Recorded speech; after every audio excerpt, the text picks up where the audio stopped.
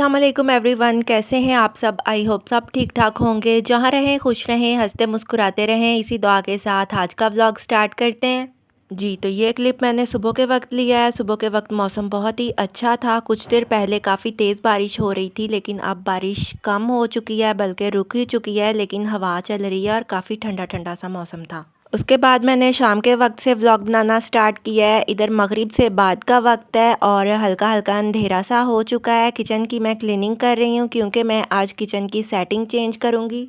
आपको थंबनेल देख के पता तो चल ही चुका होगा कि मैंने अपना फूड पैंडा होम रेस्टोरेंट स्टार्ट किया है, यानी फूड पैंडा होम शेफ़ के तौर पे मैंने अपना एक छोटा सा काम शुरू किया है। इसीलिए मैं किचन की ऑर्गेनाइजेशन और सेटिंग चेंज कर रही हूँ, क्योंकि कुछ ज़रूरी चीज़ें जो इस काम में इस्तेमाल होंगी उन्हें मैंने ऑर्गेनाइज़ करके रखना है और उनके लिए जगह बनानी है। बस ज़रूरत की तमाम चीज़ें मैं एक कॉर्नर में ऑर्गेनाइज़ कर लूँगी, ताकि कुकिंग करने में, ऑर्डर प्रिपेयर करने में और ऑर्डर पैक करने में किसी किस्म की मुश्किल का सामना ना करना पड़े, कोई भाग दौड़ ना हो और तमाम ज़रूरी चीज़ें एक ही जगह पे अवेलेबल हों। उन तमाम चीज़ों का भी मैं आपके साथ शेयर करूंगी जो इस काम को करने के लिए बहुत ज़रूरी हैं, और वो मैं बाज़ार से ख़रीद के लाई हूँ। अब जिस कॉर्नर में फ्रिज पड़ी हुई थी, उस कॉर्नर से फ्रिज हटा के मैंने वहाँ कुकिंग रेंज रख दिया और फ्रिज को कुकिंग रेंज वाली जगह पे कर दिया, क्योंकि पहले कुकिंग रेंज जहाँ पड़ा हुआ था वहाँ उसके साथ कोई शेल्फ वगैरह नहीं थी, लेकिन इस कॉर्नर में कुकिंग रेंज के साथ शेल्फ मौजूद है। कुकिंग के लिए जो भी ज़रूरत का सामान होता है वो मैं इस शेल्फ पे ही सेट करूँगी। और जब फ्रिज और कुकिंग रेंज को अपनी जगह से इधर उधर किया है तो उसके नीचे काफ़ी डस्ट जमा हो रही थी, वहाँ से मैंने फ़र्श की क्लीनिंग कर दिया और पोछा भी लगा दिया। जी, ये जो कॉर्नर वाला कैबिनेट है, इसमें स्टील के और प्लास्टिक के डिब्बे पड़े हुए हैं, बच्चों के लंच बॉक्सेस हैं, मेलामाइन और स्टील की ट्रेज वगैरह पड़ी हुई हैं। तमाम प्लास्टिक और स्टील के डिब्बे मैंने इस कैबिनेट से निकाल के कैबिनेट को अच्छी तरह साफ किया है। इसमें न्यूज़पेपर बिछा हुआ था, उसे निकाल के एक प्लास्टिक की शीट बिछा दी है। फूड पैंडा के काम में इस्तेमाल होने वाले जो डिस्पोजेबल बॉक्स हैं और जो भी सारा सामान है वो मैं इसी कैबिनेट में सेट करूंगी, इसीलिए मैंने ये कैबिनेट खाली किया है। जी तो ये कुछ प्लास्टिक के डिब्बे हैं जो टूटे हुए हैं, और बच्चों के ये लंच बॉक्स भी टूटे हुए हैं, इनके ढक्कन टूटे हुए हैं, लेकिन जो लंच बॉक्स है वो अंदर से स्टील का है और वो बिल्कुल ठीक थे, इसलिए ये मैंने फेंके नहीं है। और जो टूटे हुए डिब्बे हैं उन्हें मैं ज़ाया कर दूंगी। जी तो ये स्पैचुलास हैंग करने के लिए कलरफुल सी हुक्स मैं लेके आई थी, कीलियाँ भी इन्हें कह सकते हैं, और ये बहुत आसानी से दीवार के साथ चिपक जाती हैं। जिन स्पैचुलास की ज़्यादा ज़रूरत होती है कुकिंग करते वक्त, वो सारे मैंने इधर कुकिंग रेंज के पास हैंग कर लिए हैं, ताकि काम करने में आसानी रहे।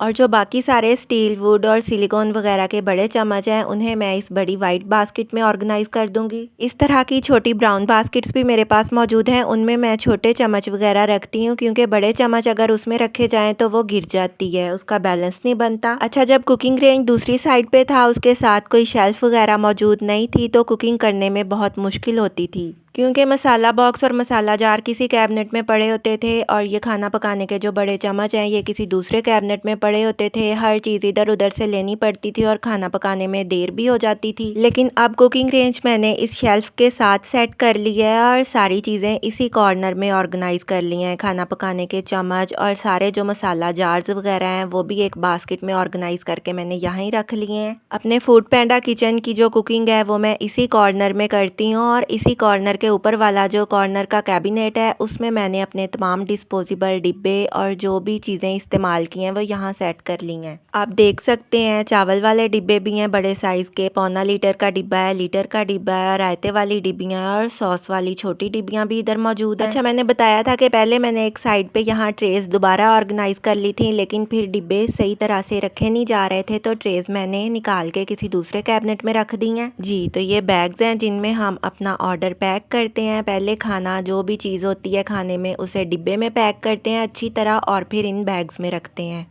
पुलाव, बिरयानी, मैकरोनी, स्पैगेटीज़ या सालन वाले जो डिब्बे होते हैं उन्हें हम बड़े बैग्स में पैक करते हैं, और जो छोटे बैग्स हैं वो मैं बर्गर और शारमा वगैरह के लिए लेके आई हूँ। लेकिन अगर बर्गर या शारमा का ज़्यादा आइटम्स का ऑर्डर हो फिर उन्हें भी बड़े बैग में ही रखा जाता है, क्योंकि एक शारमा का ऑर्डर भी होता है, उसे फिर छोटे बैग में रख दिया जाता है और इन्हें अच्छे से पैक करके स्टेपलर से पिन्स लगा दी जाती हैं। बटर पेपर वगैरह और ज़रूरत की हर चीज़ मैं बाज़ार से ले आई थी। ये कॉर्नर में मैंने एक पिंक छोटा सा स्टैंड स्टैंड रखा हुआ है। ऑर्डर्स के लिए जो मैं कुकिंग करती हूँ उसमें मैं सारी म्यारी चीज़ें इस्तेमाल करती हूँ। जो कुछ हमारे अपने घर में जो मसाले सॉसेस वगैरह इस्तेमाल की जाती हैं उन तमाम म्यारी चीज़ों से ही मैं अपने फूड पैंडा किचन में कुकिंग करती हूँ। जितना हम ईमानदारी और साफ़ नीयत से अपना काम करेंगे उतनी ही हमारे रिज़्क में बरकत होती है। किसी भी काम में कामयाबी के लिए नीयत का साफ़ होना, अपने काम से मुखलिस होना और पूरी ईमानदारी से अपना काम करना बहुत ज़रूरी है। इन तमाम खूबियों के बगैर हम कभी भी कामयाब नहीं हो सकते और फिर अल्लाह ताला भी हमारा साथ नहीं देते अगर हम साफ़ नीयत से काम नहीं करते। और किसी भी काम को जब आप नया नया स्टार्ट करते हैं तो आपको काफ़ी मुश्किल होती है, क्योंकि शुरू में काम के मुतालिक इतना पता नहीं होता और चीज़ों को समझने में भी ज़रा मुश्किल हो रही होती है। लेकिन जैसे जैसे हम काम करते रहते हैं काम हमें आसान लगना शुरू हो जाता है। कुकिंग में मुश्किल की मैं बात नहीं कर रही, क्योंकि कुकिंग तो हर औरत को ही आसान लगती है, बस मेहनत ज़्यादा होती है। लेकिन हर औरत के लिए मेरे ख्याल में कुकिंग आसान ही होती है। लेकिन इस काम के लिए खाना तो हम बना लेते हैं, हम कुछ भी पका रहे हैं, पुलाव है या पुलाव के अलावा शवारमा है, पराठा रोल है, कोई भी चीज़ जो हम ऑर्डर्स के लिए तैयार कर लेते हैं वो तो हम इजीली तैयार कर लेते हैं। लेकिन शुरू में उनकी पैकिंग के बारे में समझना पड़ता है, उनका वज़न वगैरह करके फिर कॉस्ट हमने निकालनी होती है। इन तमाम चीज़ों में ज़रा शुरू में मुश्किल पेश आती है। हम जो चीज़ बना रहे हैं उसकी प्राइस लगाने में भी मुश्किल होती है, क्योंकि जो चीज़ भी जिस रेसिपी में इस्तेमाल की गई है उन तमाम चीज़ों की कॉस्ट निकाल के हमें प्राइस सेट करनी पड़ती है,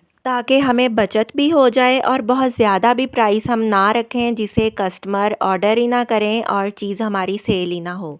जी, इधर शामी कबाब बनाने के लिए मैंने चना दाल रात को भिगो के फ्रिज में रखी हुई थी। उसमें चिकन और तमाम साबुत और खुश्क मसाले, लहसुन, प्याज वगैरह शामिल करके कुकर को चूल्हे पे रख दिया। और रायता तैयार करने के लिए मैंने धनिए, पुदीने और सब्ज़ मिर्चों की चटनी चॉपर में तैयार कर ली थी, लेकिन चॉपर में ये दरदरी सी रहती है, मुझे बिल्कुल बारीक पेस्ट बनाना था, इसलिए बाद में मैंने धनिए, पुदीने और सब्ज़ मिर्चों को ग्राइंडर में ग्राइंड कर लिया था, यानी जो मिल्क शेक वाला जग होता है उसमें ग्राइंड करके पेस्ट बना लिया था। जी, तो इधर चना दाल और चिकन बिल्कुल गल चुका था, इन्हें मैंने ठंडा होने के लिए रख दिया था। ठंडा हो चुका है और चिकन को मैंने हड्डियों से अलग कर लिया है। चिकन को हड्डियों से अलग करके हम चना दाल और चिकन को चॉपर में अच्छी तरह चॉप कर लेंगे, लेकिन इसे चॉप करते हुए धनिया और सब्ज मिर्चें भी इसमें शामिल करेंगे। और फिर हम इस बैटर की शामियाँ बनाएंगे। शामियाँ ज़्यादा बना के मैंने फ्रीज़ कर ली थी। अच्छा, मसालों वगैरह की कंप्लीट मेजरमेंट के साथ मैंने आपको शामियाँ या यखनी पुलाव वगैरह की रेसिपीज़ शेयर नहीं की, क्योंकि इससे पहले मैं शामी कबाब और यखनी पुलाव की रेसिपीज़ शेयर कर चुकी हूँ काफ़ी डिटेल से। उनका लिंक मैं डिस्क्रिप्शन में ऐड कर दूँगी।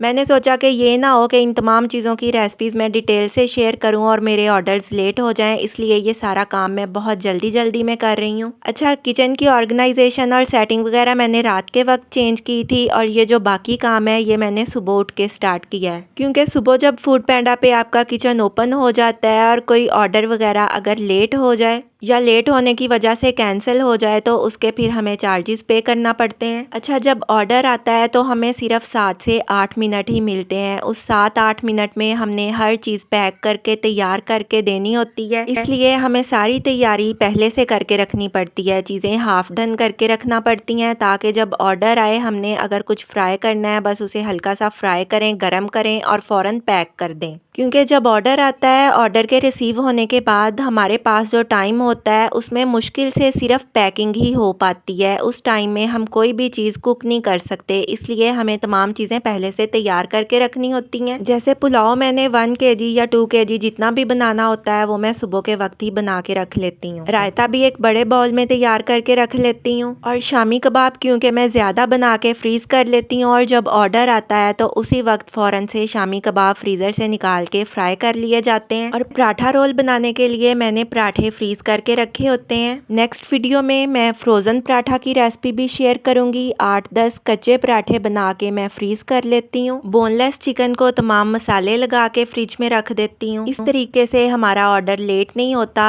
अगर पराठा रोल हमने बनाना होता है तो हम फ़ौरन से फ्रीज़र से पराठा निकाल के उसे तवे पे फ्राई कर लेते हैं। और क्योंकि चिकन को भी पहले से तमाम मसाले वगैरह लगा के रखे हुए होते हैं और चिकन को भी हम ऑयल में टेंडर कर लेते हैं। शवारमे और पराठे रोल के लिए मैं एक ही जैसा चिकन इस्तेमाल करती हूँ, बस थोड़ा सा मसालों का फ़र्क कभी कभार हो जाता है, क्योंकि शवारमे के लिए जो मैं चिकन तैयार करती हूँ उसमें थोड़ा सा तीखा मसाला भी ऐड करती हूँ, लेकिन पराठा रोल के लिए जो मैं चिकन तैयार करती हूँ उसमें तिक्का मसाला नहीं शामिल करती। लेकिन अभी इन चीज़ों के ऑर्डर्स मैं कम ही ले रही हूँ क्योंकि मेरा जो फूड पैंडा किचन है उस पर डिस्काउंट लगा हुआ है, जिसकी वजह से मुझे काफ़ी नुकसान हो रहा है। और मैंने फूड पैंडा हेल्प सेंटर पे अपनी रिक्वेस्ट भेजी हुई है कि मेरे फूड पैंडा किचन से डिस्काउंट ख़त्म किया जाए, क्योंकि जिस आइटम की हम जितनी प्राइस रखते हैं वहाँ फूड पैंडा किचन में उससे बहुत कम प्राइस शो होती है। अब देखें, हम इतना साफ़ सुथरा और इतनी मेहनत से काम करते हैं, लेकिन हमें इसका कुछ ना कुछ फ़ायदा तो होना चाहिए, क्योंकि अपने घर के 4 लोगों के लिए खाना बनाना इतना मुश्किल होता है। और ये जो एक्स्ट्रा और ज़्यादा खाना बनाना होता है, ज़्यादा चीज़ें बनानी होती हैं, उसमें काफ़ी मुश्किल होती है, ख़ास तौर पे बच्चों के साथ। और लोगों को तो हम अच्छी चीज़ बना के दे रहे हैं, लेकिन साथ हमें भी अपनी मेहनत का सिला मिलना चाहिए, बचत हमारी भी होनी चाहिए। क्योंकि इस काम को मैं मुश्किल तो नहीं कहूँगी, क्योंकि हम ख़वातीन को तो कुकिंग करने की और किचन के काम करने की इतनी आदत हो चुकी होती है कि जितना मर्जी काम हो, किचन का कितना भी ज़्यादा हो, हम जब एक दफ़ा किचन में आ जाएं तो सारा काम ख़त्म करके सारी कुकिंग वगैरह कंप्लीट करके ही बाहर जाती हैं। लेकिन इस काम में मेहनत बहुत ज़्यादा है। अच्छा, कुकिंग का तो वैसे ही मुझे बहुत शौक़ है और मेरा ये जो चैनल है जिसे 2 साल से मैं चला रही हूँ यूट्यूब चैनल को, ये भी कुकिंग से और किचन से रिलेटेड ही है। और मैं काफ़ी अरसे से सोचती होती थी क्यों ना अपने इस शौक़ को छोटे से कारोबार में बदला जाए। अच्छा, ये जो हमारा फूड पैंडा किचन होता है, फूड पैंडा होम रेस्टोरेंट होता है, इसमें हम अपना रेस्टोरेंट चलाने के लिए फूड पैंडा का प्लेटफॉर्म इस्तेमाल करते हैं, लेकिन अपने काम के बॉस हम खुद ही होते हैं। यानी सारा काम हमने अपनी मर्जी से ही करना होता है, सारा मेन्यू अपनी मर्जी से सेट करना होता है, हमने किस दिन कौन सी चीज़ पकानी है वो भी हमारी अपनी मर्जी होती है, और तमाम चीज़ों की जो प्राइसेस सेट करनी होती हैं वो भी हम अपनी मर्जी से ही करते हैं। हमें अपने किचन की टाइमिंग बताना पड़ती है कि किस वक्त हमने अपना किचन सुबह को ओपन करना है और किस वक्त शाम के वक्त किचन हमने क्लोज करना है। किचन को ओपन तो वो उसी टाइम पे करते हैं जो टाइम हमने उन्हें दिया होता है, बताया होता है कि इस वक्त हमारा किचन ओपन होगा और हम ऑर्डर्स वगैरह रिसीव करेंगे। लेकिन उसके बाद अगर किचन ओपन करके हमें कोई इमरजेंसी आ जाती है या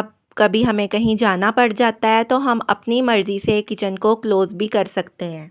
हम 1 दिन या 2 दिन भी किचन को क्लोज रख सकते हैं और जब दोबारा हमारा दिल करे तो हम दोबारा से अपने किचन को अपनी मर्जी से ओपन कर सकते हैं। अच्छा, ये सारे मुझे बहुत पॉजिटिव पॉइंट्स लगे हैं, इस तरह काम करना बहुत इजी हो जाता है। लेकिन ये बात है कि आपके काम का जो 30% होता है वो फूड पैंडा कट करता है। लेकिन ये भी देखें कि हम घर बैठे अपना रेस्टोरेंट चला रहे हैं और अपनी जो रेस्टोरेंट की चीज़ें हैं वो अपने कस्टमर तक पहुँचा रहे हैं, और इस सब के लिए भी तो हम फूड पैंडा की सर्विस ही यूज़ कर रहे हैं। और फूड पैंडा पर जब हम अपना किचन ओपन करते हैं तो पहले दिन से ही हमें ऑर्डर आना शुरू हो जाते हैं। अगर हम कोई दुकान या कोई जगह रेंट पे लेके भी अपना रेस्टोरेंट वगैरह बनाते हैं तो उसका किराया भी तो हमें पे करना ही पड़ता है। इससे बेहतर है कि हम घर बैठ के ये काम इस तरीके से कर लें। और माशाल्लाह जिस दिन से मैंने ये काम स्टार्ट किया है, मैं जितना भी खाना बनाती हूँ वो शाम तक सेल हो जाता है और ज़ाया नहीं होता। आज का व्लॉग कैसा लगा कमेंट्स में ज़रूर बताइएगा। दुआ में याद रखिएगा, अपना ढेर सारा ख्याल रखिएगा। अल्लाह हाफिज़।